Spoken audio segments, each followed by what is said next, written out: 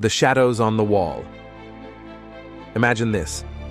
You wake up one morning, but something feels off. The sunlight through your window doesn't feel warm. It feels staged, almost like a spotlight. The world looks the same, yet somehow it doesn't feel real. Over 2,000 years ago, Plato, the philosopher of Athens, asked a question that still echoes in our modern age of screens, illusions, and virtual realities. What if everything we see is only a shadow? He told a story, not as a scientist, not as a prophet, but as a storyteller of truth, a story about a cave. Inside that cave, prisoners were chained from birth, forced to look at a wall. Behind them, a fire burned. And between the fire and the prisoners, puppeteers moved objects, casting shadows on the wall. To the prisoners, those shadows were reality. They gave them names. They debated them. They believed in them, because they had never seen anything else. But then, one prisoner breaks free. He turns around, blinded by the firelight, the painful light of truth. He escapes the cave. He sees the real world, the sun, the trees, the sky. And when he returns to tell the others what he's seen, they call him mad. They even threaten to kill him. It's one of the most haunting allegories ever written. But here's the deeper question. Did Plato mean this as a metaphor for knowledge? Or was he hiding a message about reality itself? The hidden layers of the cave. At first glance, Plato's cave seems like a story about ignorance and enlightenment. We live in darkness until philosophy, or reason, sets us free. But many scholars, mystics, and even scientists have read something deeper between the lines. Think about this. Plato never said the shadows weren't real. He said they were less real.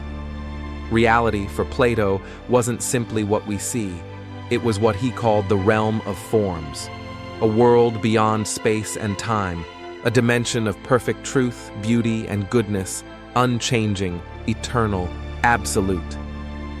What we experience in this world, Plato said, are reflections, copies of that higher realm, like shadows on a cave wall. In other words, this world isn't fake. It's just a dim echo of something more real. Now pause and think about that. In a world of digital images, social media filters, and virtual lives, doesn't that sound eerily familiar? Some modern thinkers even compare Plato's cave to the Matrix, a system that traps us in illusion while the truth remains hidden. But unlike the machines in that film, Plato's cave isn't controlled by technology. It's built by our own minds, our senses, limited, our beliefs, conditioned, our comfort zones, self-made prisons.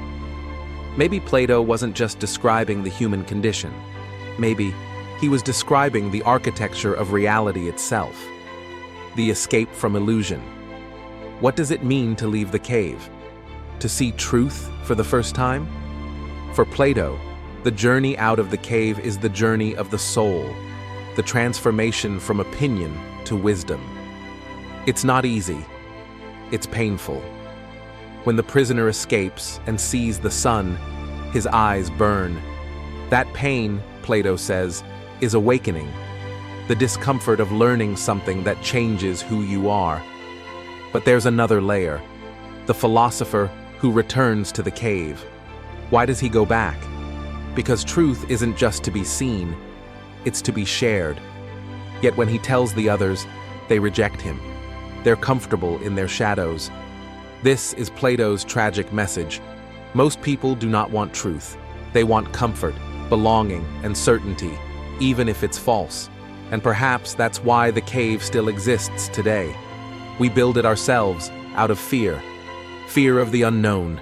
Fear of leaving the light we understand for a darkness we don't. Plato understood that reality is not something given. It's something we must earn. The secret code beneath the allegory. Now, here's where the mystery deepens. Some scholars believe Plato encoded secret teachings within the allegory, clues about the nature of consciousness and reality itself. To the average listener, it was philosophy. But to the initiates of the academy, it was something more, a metaphysical map. The cave, they say, represents the world of matter, the fire, the false light of perception, the shadows, the sensory world, and the sun, the ultimate source, the divine mind, or what Plato called the good.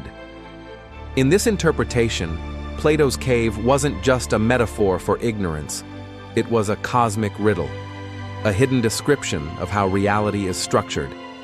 He believed that what we call reality is just a layer, one of many.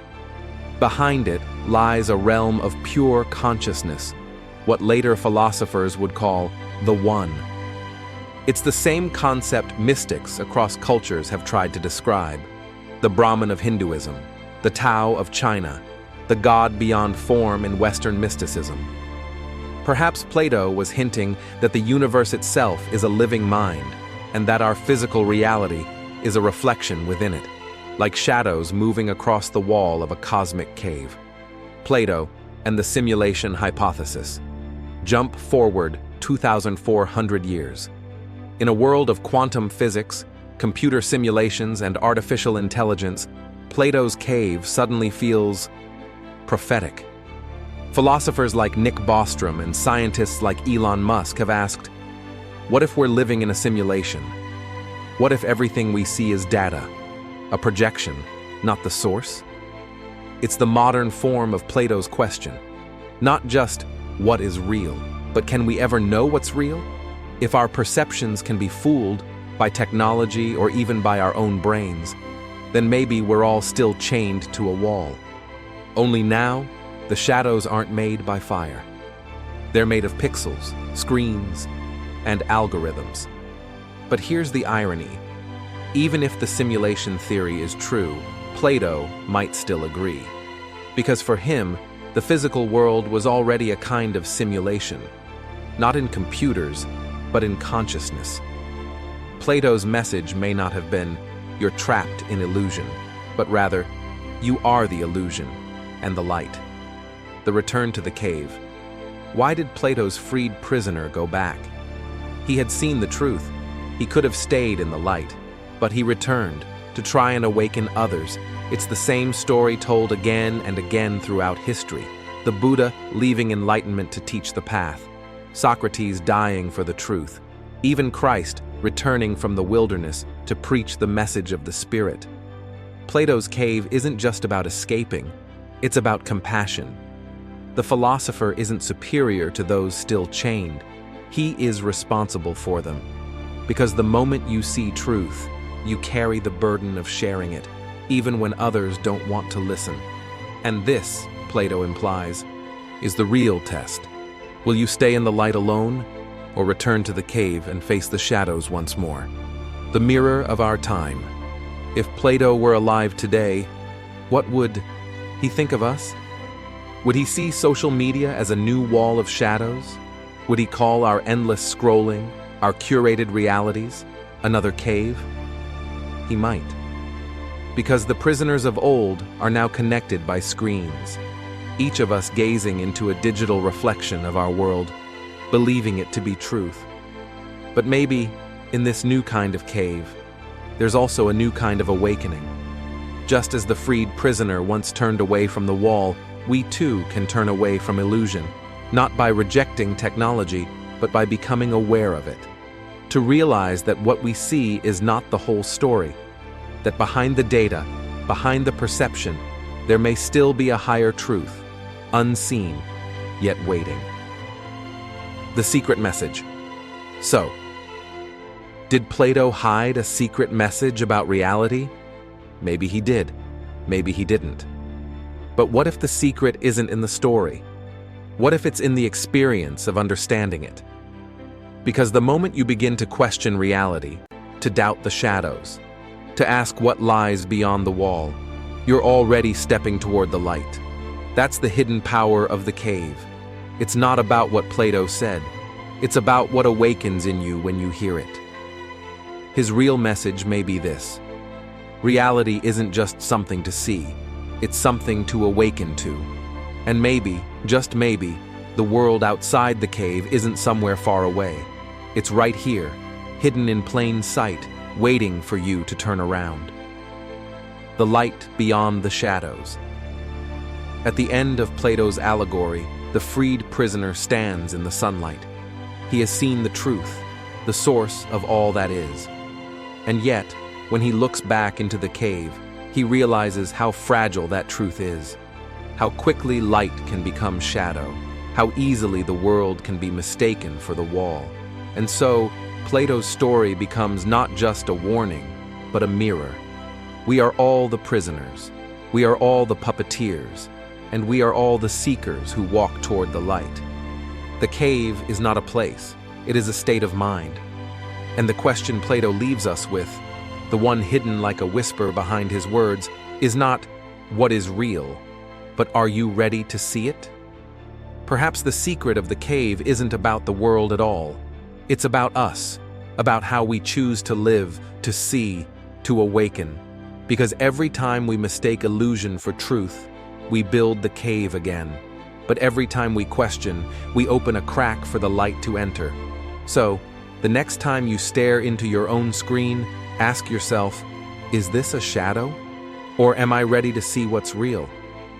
The answer has been waiting for you since Plato's time. If you found this story fascinating, like, share, and subscribe to Timeless Questions channel, where we explore the civilizations, ideas, and mysteries that shaped humanity.